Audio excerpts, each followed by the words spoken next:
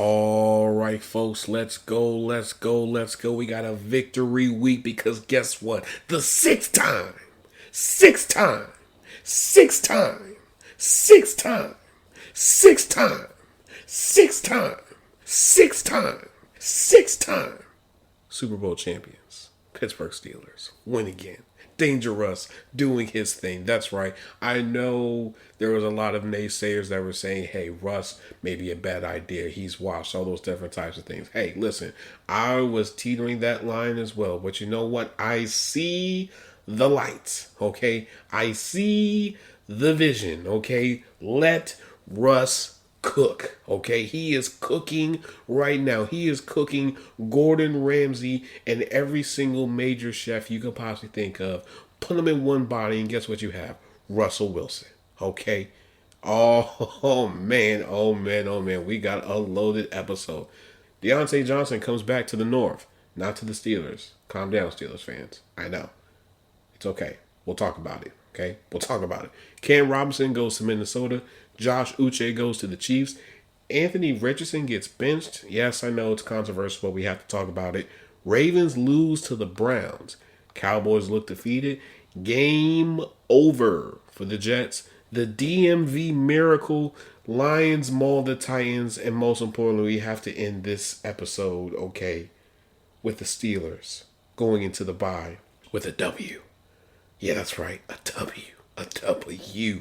Yeah, yes. Okay. Things are looking good for the Steelers right now, okay? On the 45th episode of the Football Junkies podcast, okay? I am your host with the most, okay? I am your chief Bagrodamus, okay? I am your GM who currently is not on a team right now, but don't you worry about it, because why? You don't need to worry about that because why? We're still putting out this hot fire, this hot content for you guys to get your daily, weekly, whatever football fix you could possibly think of, okay? But guess what? I'm all these things and more, okay? But most importantly, I am your host with the most, Kale. You already know what I'm getting ready to say. So guess what? On 3, 1, 2, 3, let's lock in.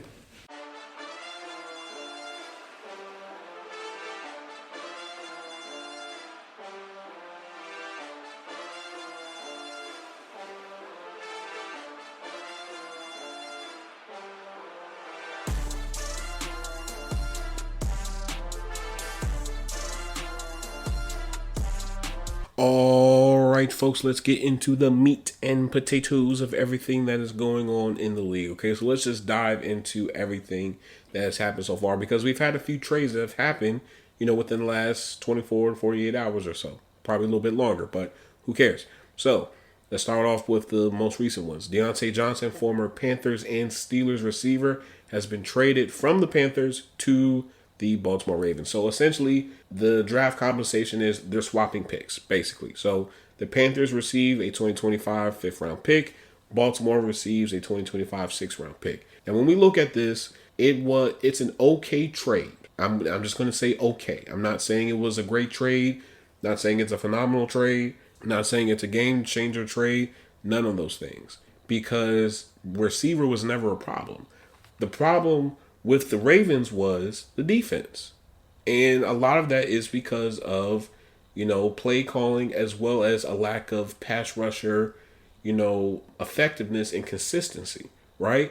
Outside of Kyle Van Noy, who else from a pass rusher standpoint is able to constantly and consistently create pressure on quarterbacks? Nobody. And it's no slight to them, but again, at this point, when you see teams like the Bills and the Chiefs and, other teams who are retooling and are, trying to get themselves prepared for a deep playoff run, you have to be able to try to counter that. And the weakest point for the Ravens has been their defense. And, with a few pass rushers that have been, floated around and teams are saying that, they're available for the right price, you want to try to go after a pass rusher. Because right now, there are multiple teams that want another pass rusher. And so right now, you're in the driver's seat to where if you get another pass rusher, you could probably be a little bit more productive compared to just getting another receiver who At best, it's probably what, wide receiver 3 at this point. If we're being real here, like let's really dissect this thing. Let's really look at it because again, it's it's not like the Ravens were lacking and in the receiver department. No, they never were. It's just if you wanted to add more depth, okay, you probably could have done that. But again, you have Tez Walker and company who you could just give them a chance and just see what happens. And then if you think okay they're not as productive as you want them to be, then that's when you go and you make a move for a receiver. But just flat out just doing it before addressing pass rusher, no. No, no, no, no, no. But I'm going to save the defensive part, the Ravens and Browns game, though, because there's a lot that needs to be said with that. And it might even turn into a little bit of a rant as well. But, we'll cross that bridge when we cross that bridge. But another trade, Cam Robinson, former Jaguars left tackle, was traded to the Vikings. So the Jaguars receive a 2026 conditional fifth that can turn into a fourth based on playing time, while the Vikings receive a 2026 conditional seventh that can go up based off of playing time. So both conditional draft picks that can increase in value, which all in all is great. The Vikings were somewhat, I wouldn't say they were in panic mode, but they were looking to try to patch up that hole with Christian Darrisaw going down. And, they felt like Cam Robinson was probably their best option. And so they pulled the trigger. That's it. There's nothing really, in depth really to talk about with it. They were just trying to make sure that position is, strengthened and bolstered up. Because, again, the Vikings are in a situation where right now they could legitimately go to the playoffs this year. They really can. They have a real chance to do it. And I think, when we look at it, that division, there's going to be at least 3 teams out of that division that are going to make it to the playoffs. The Lions, the Vikings, and the Packers. All 3 are definitely going to make it to the playoffs. Now, as far as who will probably go to the Super Bowl, I think it's definitely between the Lions and the Packers. Definitely. You heard it here first on the Football Junkies podcast. Now, let's get into the other trade that happened as well. So, former Patriots pass rusher Josh Uche was traded to the Chiefs. So, the Patriots receive a 2026 6th-round pick, and the Chiefs, of course, receive Josh Uche. So, when we look at this is a move to get, to bolster up the depth when it comes to pass rushers, because outside of Chris Jones, their pass rushers have been, hit with the injury bug. So they definitely want to bring somebody else in just to, bolster that position. Because, again, the Chiefs' defense has been playing lights out. They have. And, if you want to be able to, go back to the Super Bowl, then you have to do what you have to do. And that is the one trait that separates the elite GMs from just, the casual GMs, as I call them, simply because the elite GMs, they view the roster and they figure out, okay, there's holes on this position, that position, and they go out and they address them immediately, right? They don't really, they do not value picks as much. They want to win. They want to be competitive. So if it means that they push, they not even cook, but they kick some things, down the road, but then, okay, cool. But if it works out, hey, no one's really complaining, because why? You're a champion. Think about it. The Rams did it, for a few years. They kept on retooling, throwing away picks, and eventually it worked, and they were able to get a Super Bowl with it. Same thing with the Chiefs. The Chiefs realized that, listen, pass rusher needs to be strengthened up a little bit more. Receiver needs to be strengthened up a little bit more. And guess what? They addressed both of those positions without breaking the bank when it comes to, carrying, the contracts of these players. So all in all, it's a win-win situation, if we're really being honest here. So, but let's get into these games, okay? Because a lot has to be said about these games, okay? So let's start off with the Ravens and Browns. So I'm gonna read the stats, and then we'll get into the crevices of everything, okay? So Lamar Jackson was 23 for 38, 289 passing yards, 2 touchdowns, 7.6 yards per attempt, a 60.5 completion percentage, okay? Derrick Henry, 11 attempts for 73 rushing yards, 6.6 yards per carry, 1 touchdown, and 2 rushes of 10 plus yards or more. Zay Flowers, 12 targets for 7 receptions, 115 receiving yards, 16.4 receiving yards per reception, okay? Jameis Winston, 27 for 41, 334 passing yards, 3 touchdowns, 8.1 yards per attempt, 65.9 completion percentage. Cedric Tillman, 9 targets for 7 receptions, 99 receiving yards, 2 touchdowns, 14.1 receiving yards per reception. Nick Chubb, 16 attempts for 52 rushing yards, 3.3 yards per carry, and 1 rush of 10 plus yards or more. That's a lot, I know. But let's get into everything. So this is what I will say, and I literally said this, I think, in the last episode. You have to be careful with your divisional opponents, because if not, your divisional opponents will sneak up on you and they'll get a win from you. And you'll be, befuddled because you're like, how in the world did that just happen? We have a whole better roster than them. We are so much better than them. And then it happens. That is why divisional games, to me, are so tricky to predict, simply because the team that you would least expect, it could be a team that is last in the division, that is not going to make it to the playoffs, that is not going to make it to the wild card, that that they're probably going to have a fire sale for a lot of their players, but guess what? They get that one win on you. And that's exactly what happened.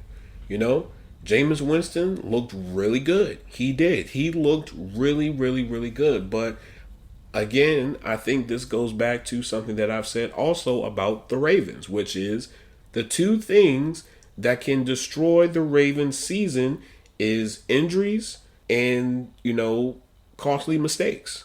Those are the two things. Those are the two things that can derail the Ravens season, simply because there is no reason why the Ravens kept on repeating the same play over and over and over and over again.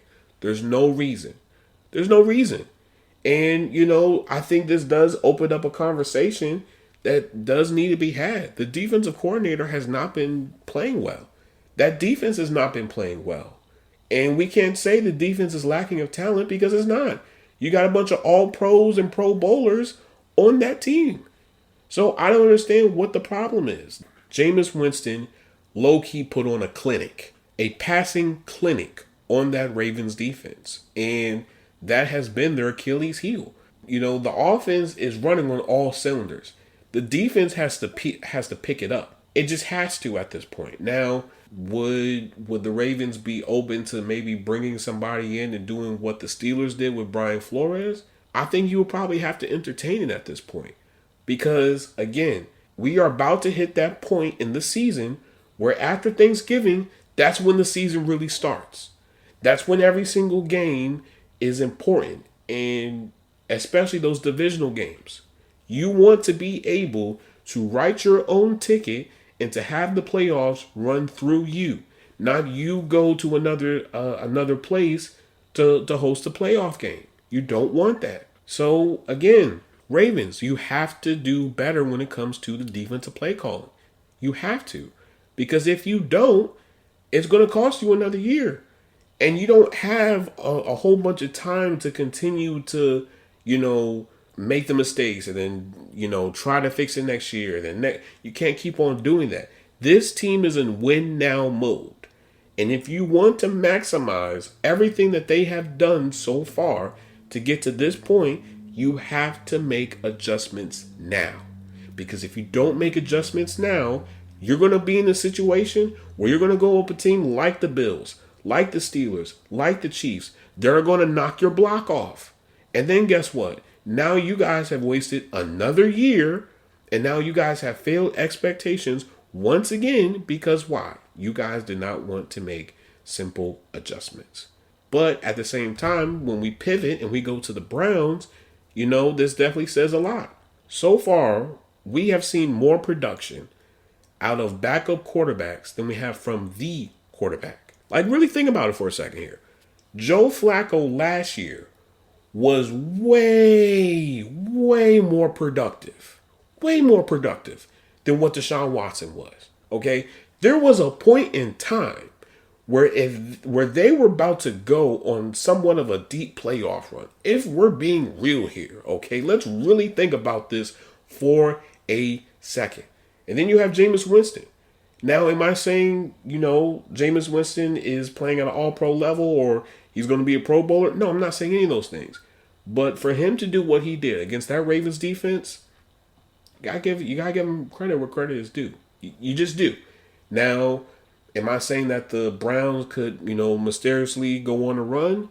I've seen crazier things. It'll be the teams that you least expected. They go on somewhat of a dry spell, and the next thing you know, they find a spark, and now they're being super competitive, and now they're a team that everybody has to be concerned about. I have seen it. We have all seen it before. That is the beauty of football. The teams that you count out and you say, man, they're not going to do anything. Guess what? They just win that one game, and after that one game, they go on a tear. So Ravens got to do better. Kyle Hamilton, if you catch that interception, you sealed the game. So Ravens, I don't know, man. You got to do something. You got to make some adjustments. Got to make some changes. Got to do something, man. Just saying. But let's get into the Lions and the Titans. So Mason Rudolph was 22 for 33, 266 passing yards, 1 touchdown, 2 picks, 7 yards per attempt, and a 57.9 completion percentage, okay? Tony Pollard, 20 attempts for 94 rushing yards, 4.7 yards per carry, 3 rushes of 10-plus yards or more. Calvin Ridley, 15 targets for 10 receptions, 143 receiving yards, 14.3 receiving yards per reception. Jared Goff, 12 for 15, 85 passing yards, 3 touchdowns, 5.7 yards per attempt, and an 80% completion percentage. Jeez Louise, man. Jahmyr Gibbs, 11 attempts for 127 rushing yards, 11.5 yards per carry, 1 touchdown, and 2 rushes of 10-plus yards or more. Sam Laporta, 6 targets for 6 receptions, 48 receiving yards, 1 touchdown, 8 receiving yards per reception. When we look at this, yeah.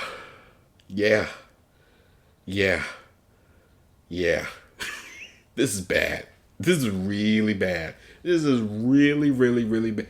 If you would have told me this Titans team, after all the moves they made this offseason to bolster this team up, would be in this position, I would have called you a liar. This team is trash. It is trash. It is horrible. Come on, guys. Come on. They didn't even put up a fight. You got mauled by a herd of lions. I'm talking about when Simba was done with you, guess what? Nala came after. When Nala was done with you, guess what? Scar came after you. When Scar came after you, I can't think of the other lions. Just forgive me on it. Just please forgive me. But it's a Lion King reference for people that don't realize it. It's Lion King. If you know, you know. But moving on with that. But this is what I will say. The Lions continue to be this very potent team that continues to, put points on people's heads and continue to be super competitive and super physical. That's just what it is. This team is good. This team is really good. This team has continued to say, listen, we are going to beat you in the air. We are going to beat you on the ground. We are going to be physical with you. We are going to beat you on every single level of football. And there is nothing that you can do to stop this team. Jared Goff, he's playing at a really high level. This 1-2 punch with Jahmyr Gibbs and David Montgomery, lethal. Everything about this team is lethal. Don't let them get another pass rusher. If they get someone like a Max Crosby or Zadarius Smith or Myles Garrett, good night. Good night. They are going to the Super Bowl. I'm telling you, it's either going to be the Lions or the Packers. One of those two teams are going to represent the NFC in the Super Bowl. You heard it here first on the Football Junkies podcast. Now, on to another game that definitely needs to be talked about, the Cowboys and 49ers game. Man, where do we start? Where do we start, folks? Because this was... It's basically like two old people fighting. I think that's the best way to put it. It's like two old people at Thanksgiving fighting over who's going to get the last roll. That's basically what happened. It was a bad game. It was a really bad game. For this to be the Sunday night game, horrible. Absolutely horrible, okay? But let's just get into everything, okay? So, Dak Prescott, 25 for 38, 243 passing yards, 2 touchdowns, 2 picks, 6.4 yards per attempt, 65.8 completion percentage. Ezekiel Elliott, 10 attempts for 34 rushing yards, 3.4 yards per carry, 1 touchdown, 1 rush of 10 plus yards or more. CeeDee Lamb, 17 targets for 13 receptions, 146 receiving yards, 2 touchdowns, 11.2 receiving yards per reception. Brock Purdy, 18 for 26, 260 passing yards, 1 touchdown, 10 yards per attempt, a 69.2 completion percentage. Isaiah Guerrero, 14 attempts for 85 rushing yards, 6.1 yards per carry, 1 touchdown, 3 rushes of 10 plus yards or more. George Kittle, 7 targets for 6 receptions, 128 receiving yards, 1 touchdown, 21.3 receiving yards per reception. Now, when we look at this, this is what I will say. And I'm going to be very honest with what I'm saying. I'm a straight shooter, shoot from the hip. I'm just being honest with you. The Cowboys are horrible. Let's be honest here. I think it's time we have that conversation. The Cowboys are horrible. As well as the 49ers, but mostly the Cowboys, okay? This roster is not meant to be competitive. It's not. And for you to waste basically your entire offseason to sign 2 players is absolutely atrocious. It is. Because when you look at it, outside of Dak, who else do you really have? CeeDee Lamb, okay, yeah, it's whatever. But again, this team is not competitive in no way, shape, or form. The run game is atrocious. The passing game is atrocious. Sure, you have certain players who they have a lot of upside to their game and they're going to be there for a long, long time. But everywhere else, it's just garbage. It's not good. It is not good, folks. It's not. The defense is atrocious. And it's crazy because Rex Ryan called the Cowboys this offseason just to have a conversation, just to see if they'll let him be the defensive coordinator. I don't even know why they turned him down, because this defense it's horrible. They can't stop the run. They can't stop the pass game. What can you stop? Can you stop a piece of paper? Can you stop a Pop Warner team? What can you do? It's not good. It is not good. This roster was not properly built to be competitive. And this falls on Jerry Jones's lap. This does. Whenever Jerry, whenever the Cowboys win, guess what? Everything goes to Jerry Jones. Man, Jerry Jones was right. He was right. He did the right thing. He built this roster the right way. But now, when everything is going wrong, everybody wants to point fingers. Everybody wants to play the blame game. It doesn't work like that. It doesn't. This team is not good, and it's not going to be good for a very long time. The only way that the Cowboys can truly be competitive and to try to reclaim some of the glory and some of the success that they had in the 90s is if you bring in a hard, stern coach. Not somebody that's going to lap up to Jerry Jones. Not somebody that's going to just follow in line. Someone who is going to be a difference maker. Someone who is going to set a standard and a culture. Bill Belichick. If you bring someone like a Bill Belichick in there, you wouldn't be having half of the problems that you're having now. And then apparently there are reports that are coming out that the Cowboys allow tours while the players are practicing and whatnot. Why are you doing this? Why? That's unnecessary. Very, very much unnecessary. These players are trying to prepare themselves for their next opponent. And you got people that are coming in, getting all close to them and whatnot. You can't do that. Like, apparently, oh my God, this is ridiculous. Apparently there were people that were banging on the window, on the glass, while the players were working out. What are we? Expensive losers. That's what the Cowboys are. Expensive Losers. If you are a Cowboys fan and you bought those season tickets, guess what? You just threw $1,200 down the drain. Because why? This team is not going anywhere. This team is not serious about winning football games. This team is about the glitz and the glamour, the primetime TV shows, the big lights, all the attention. That's what this team is. This team really isn't about, they're not serious about winning. Because if they were serious about winning, half of these things wouldn't even be happening. They have basically turned the Cowboys into a reality TV show. And every single week, you don't even know what's going to happen. But most importantly, guess what? Jerry Jones is going to be in every single episode in some shape or form or capacity. Now, on to the 49ers. The 49ers, they keep wishing and hoping and praying that, a lot of their players can get healthy and try to come back. But it's like, at some point, you just have to, have a realization that, this season, it's not going to end well. It's just not, because you're hoping that Chris McCaffrey can come back at some point in time. We don't know. I don't think nobody really knows. I think they're just throwing out something just to throw something out there. I think they truly do not know when Chris McCaffrey is really going to be able to really come out on the field. And even then, how is he going to look? Because he's rusty. He's rusty. And it's going to take him a while to get back into the swing of things, right? If I'm the 49ers, I got to make some calls. I got to see, what can we do to try to at least attempt to save this season. Because again, your defensive line, it needs help. It needs help. You need to put more bodies at the defensive line. I've heard that they have been connected to DeForest Buckner, David Godchow, and others.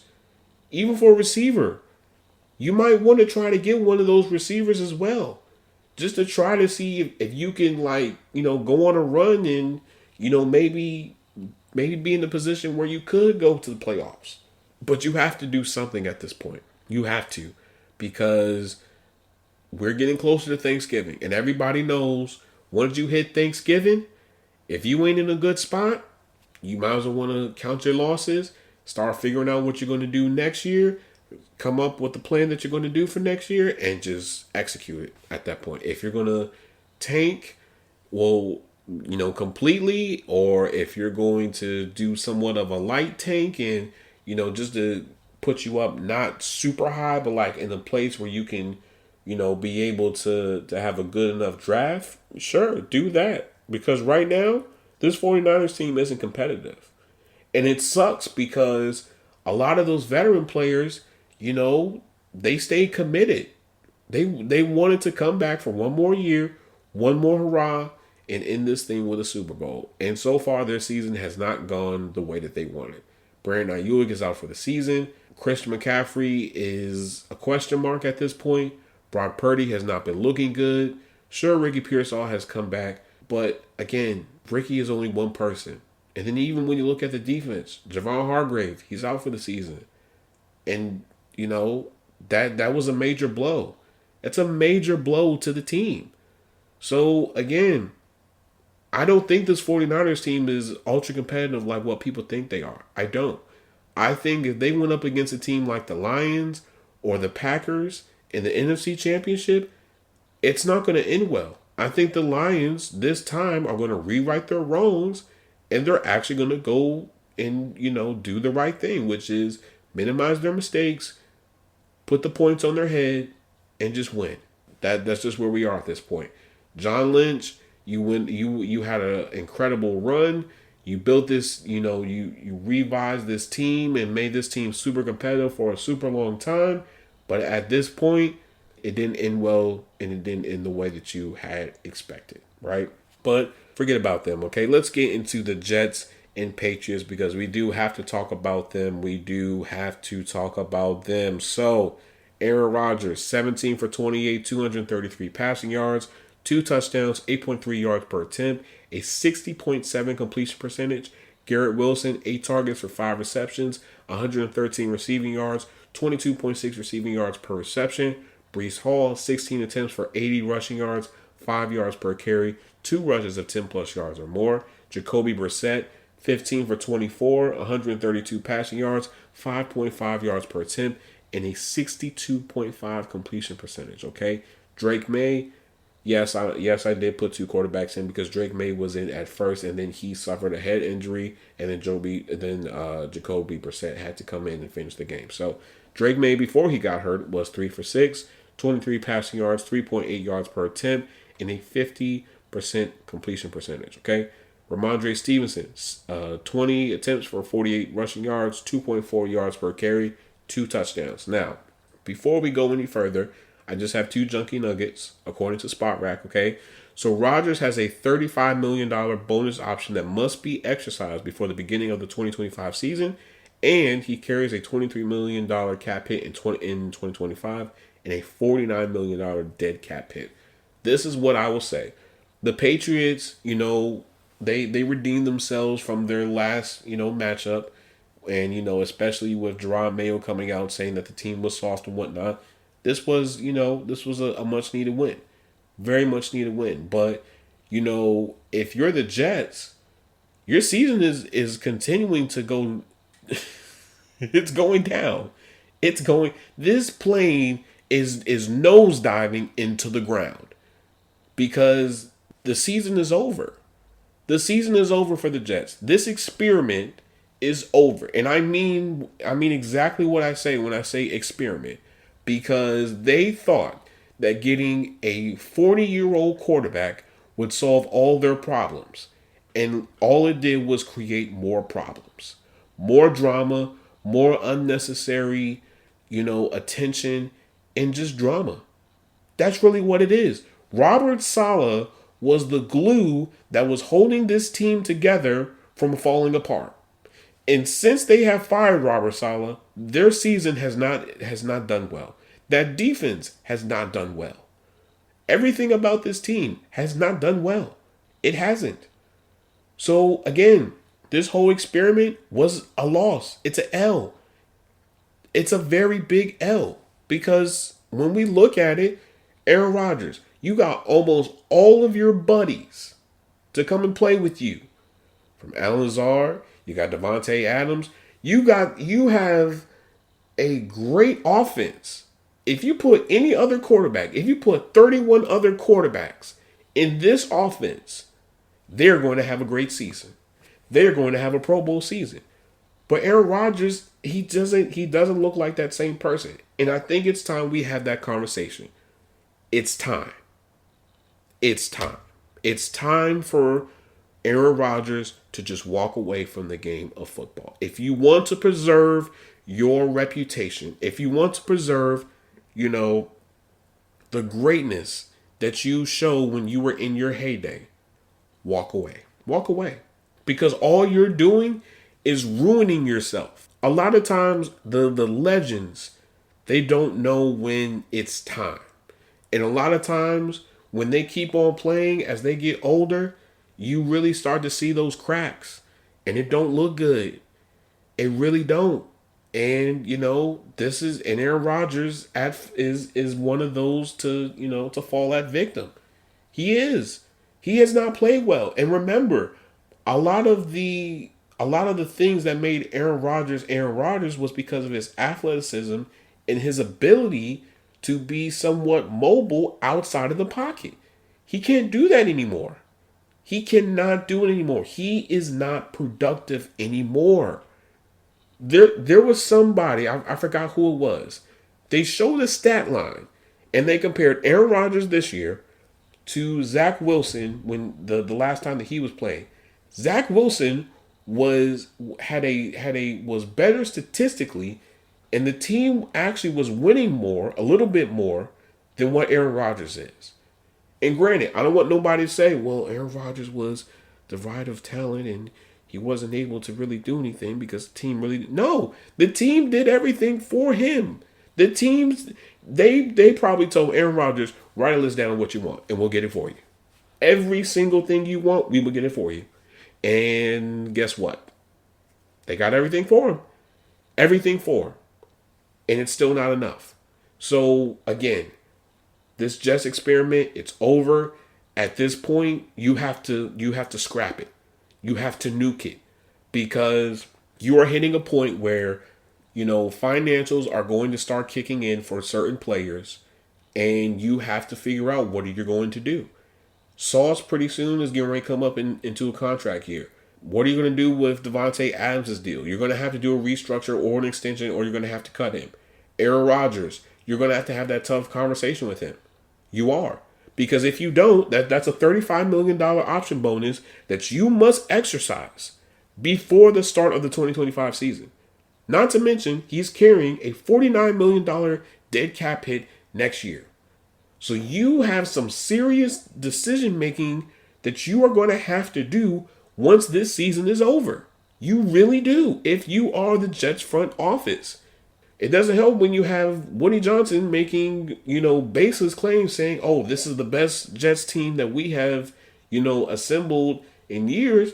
No, it hasn't. Well, offensively, probably you can make that. You probably could. Devontae Adams, Alan Lazard, Garrett Wilson, Malachi Corley, Breece Hall, Braylon Allen. Pretty good. Pretty good. Quarterback, offensive line, ooh. But again, this is not a team. This is just a collection of players who come together, who are under the same team. They put on the same jerseys and they play on Sunday. That's what it is. This is not a team. This is not a collective of men who are trying to be competitive and try to win. This is just people coming together to play football on Sunday. And I mean exactly what I said. No disrespect to any of those players that are trying to, do more regardless of the situation that they're in. But again, let's just call this a loss. This will go down in history as one of the worst what ifs for a team in NFL history. Now, on to one of the most spectacular endings for a football game that happened on Sunday. The DMV Miracle, okay? Jaden Daniels doing Jaden Daniels things, even with messed up ribs. Crazy, right? I know it. So let's just get into everything, okay? Jaden Daniels, 21 for 38, 326 passing yards, 1 touchdown, 8.6 yards per attempt, and a 55.3 completion percentage, okay? Brian Robinson, 16 attempts for 65 rushing yards, 4.1 yards per carry, 1 rush of 10 plus yards or more. Terry McLaurin, 8 targets for 5 receptions, 125 receiving yards, 25 receiving yards per reception. Caleb Williams, 10 for 24, 131 passing yards, 5.5 yards per attempt, and a 41.7 completion percentage, okay? DeAndre Swift, 18 attempts for 129 rushing yards, 7.2 yards per carry, 1 touchdown, 2 rushes of 10 plus yards or more. Roma Dunze, 6 targets for 3 receptions, 41 receiving yards, 13.7 receiving yards per reception. Now, when we look at this was actually a really low-scoring game, which I'm actually surprised. But it was a really low-scoring game. And, this was definitely a back-and-forth type of game that, at first when I was looking at it, I was like, okay, the Bears might be able to win this. And then, then the Commanders were doing something. And then the Bears and the Commanders. It just kept on going back and forth. And it ended in the most spectacular, controversial way that you could possibly think of. And, for the people that didn't see it, just go on YouTube, type in Commanders versus Bears ending, and you will see it. But, Tyreek Stevenson has to get some backlash from this, because while you're heckling the fans, guess what's happening? One of the most dynamic endings to a football game in NFL history just happened. And you could have stopped it had you just done your job instead of just heckling with fans. How does it feel? How does it feel?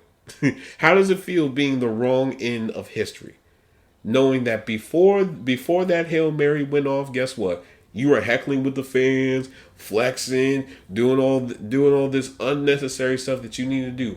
Save it for once the game is over. Once the game is over, if you want to do all that, by all means, go ahead, do it.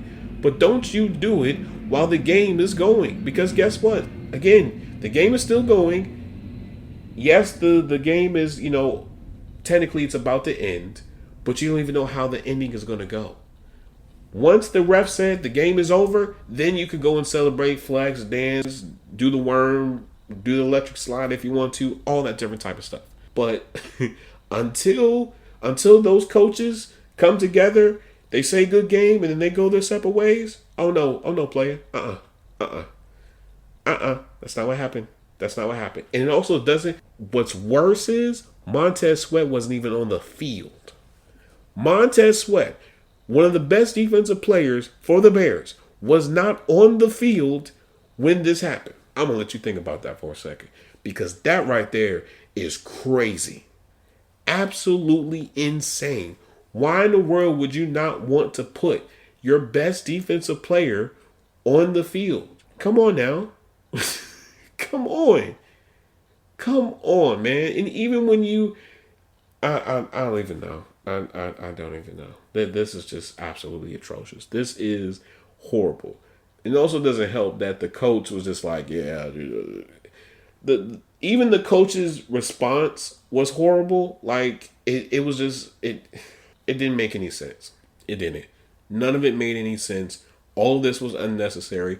All of this was very preventable had people just done their job. That's it.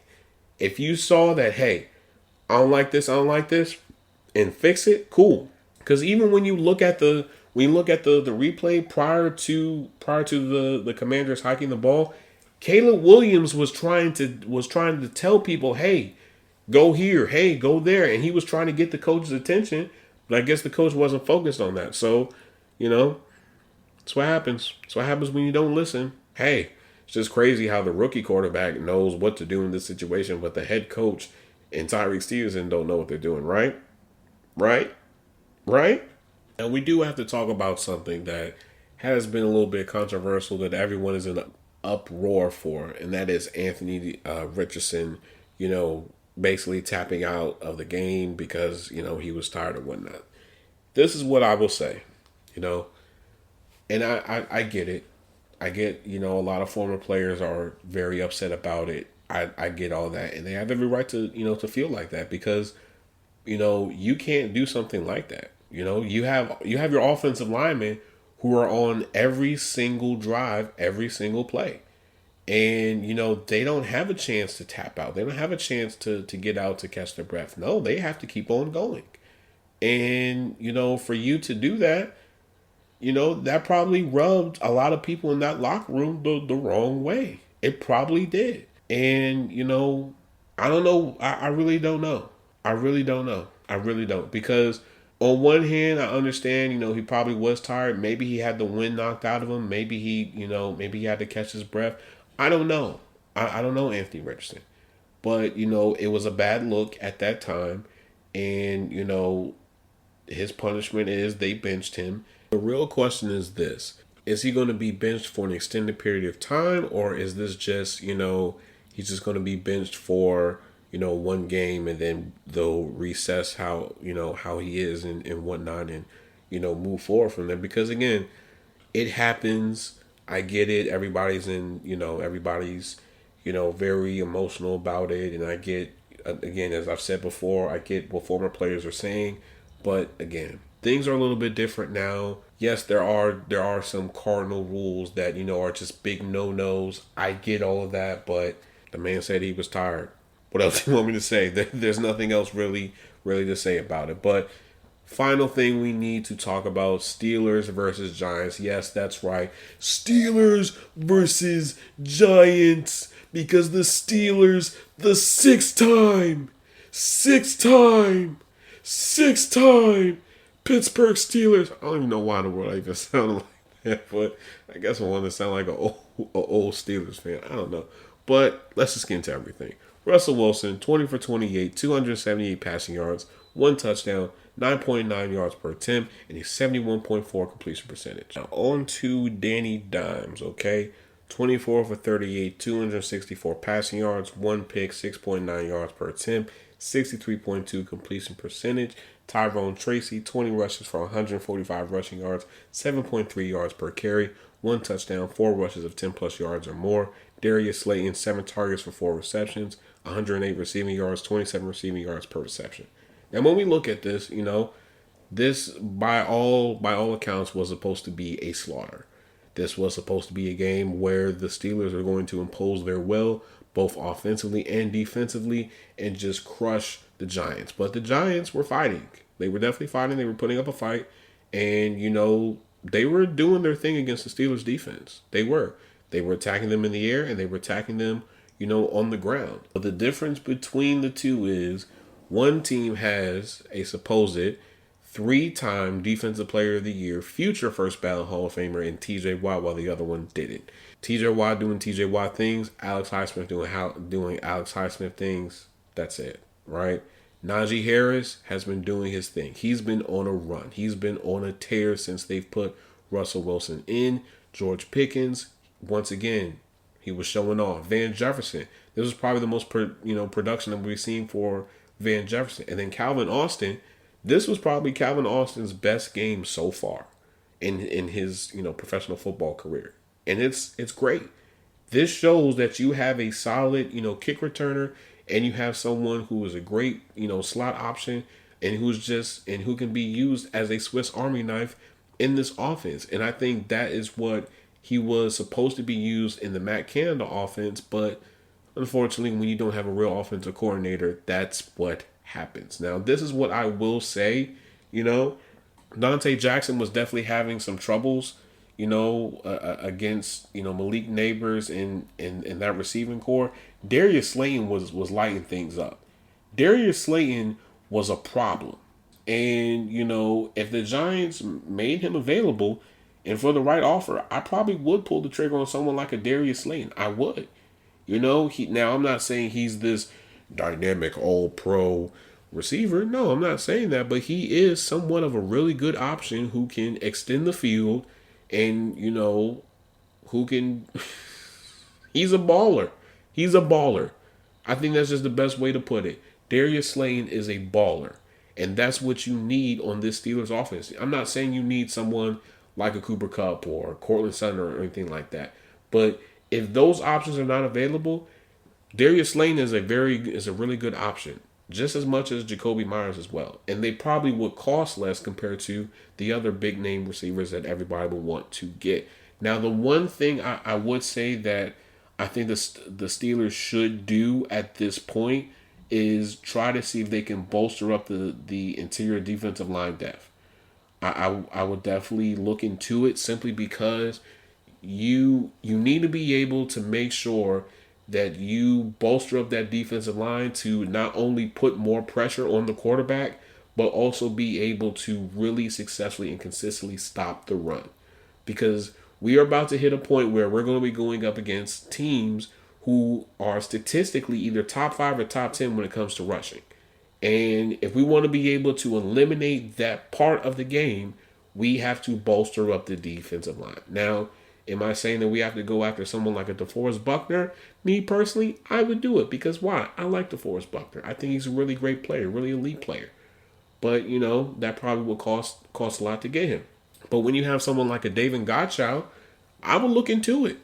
I would. I think, and Alan Saunders said this on the Steelers afternoon drive, and then he said it again on the Locked On Steelers podcast this morning. Shout out to Chris Carter and Zachary Smith. The Steelers are at a position where right now you need to be a little bit more aggressive and you need to allocate resources and to really make this team able to compete. I think people like TJ Watt and Cam Hayward really do deserve that. I'm not saying, we should throw away our first or second, third round pick and all of our picks away just to get one player. No. But what I am saying is, if you really want to maximize this team, and if you really want to do more than just win one measly playoff game, I think you do have to push, some of your chips in the table. And I'm not saying you have to push all of them, but you do. You don't need all these picks. F those picks. In the words of that that Rams GM, F those picks, man. Go and get you some ballers on this team and just go win. The team right now is in a really good situation, and I would not be surprised after, next year's offseason and the draft that their Super Bowl window will be officially open. And if it is, you have to go and you have to attack it. You just have to. If I'm Omar Khan, I am addressing and I am looking at this roster from top to bottom. And any holes that I see, I'm going to try to see, and I'm going to try to call other teams and see if they have players available with those particular positions, what are their asking price, and then just go from there. Because at this point, if you really want to, really be competitive, not only in your division, but to be competitive against the Chiefs, you got to be a little bit aggressive. Brett Veach, he was aggressive. Howie Roseman, I know he's cooking up something. EDC in Baltimore, he's doing his thing. You got to be able to match that firepower, this arms race when it comes to roster building. Because again, these teams are not doing this just to do it. They're doing it because they feel like they are in a position where they can go and they can win a championship this year. But I'm going to end this episode here. If you guys like what you are listening, please like, share, subscribe, download this episode, leave a 5-star review, leave a, just do something with the episode, okay? Better yet, share it with a friend, okay? A friend, family, whatever, lover, whatever, okay? Tell them about the Football Junkies podcast, the best football podcast that you can possibly listen to on a week-to-week, day-to-day basis, okay? For my YouTube people, Football Junkies Pod, okay? Football Junkies Pod, okay? So whenever these episodes come out, they automatically will be added to the YouTube page as well. Now, on the YouTube page, there is a link tree. You click on that link tree, it will take you to all the other places that we have Football Junkies related content, whether that be the Instagram, the TikTok, Spotify, Apple Podcasts, RSS feed, and more, okay? Now, for my TikTok people, Football Junkies Pod, okay? Football Junkies Pod. Yes, I know, still got to do the clips. We're working on those. Just give me some time, okay? I got y'all. Now, for the Instagram people, Football_Junkies Pod, okay? Football_Junkies Pod. Junkies Pod is not what?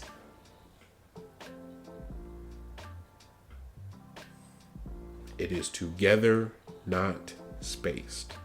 It is together, not spaced. As always, I hope I gave you guys the fix that you guys need. I love you guys. I appreciate you guys so much for all your support. Please make sure you guys are downloading this episode so I can give you guys the fix that you guys need, okay? Now, I understand that the Steelers are on a bye week, but that does not mean that the content stops, because we still have a whole lot of more stuff that we have to address. We still have a whole bunch of other teams that we need to talk about and what's going on with them, okay? So maybe there's a good chance, maybe I might be able to cook up an episode, maybe to do something prior to the trade deadline. Who knows? Stay tuned for that. I'm going to try to see if we can put out an episode. Well, you know what? That might actually be a good topic. I don't know. We'll figure out something. But as always, I love you guys. I appreciate you guys so much. Peace and love. I'm out.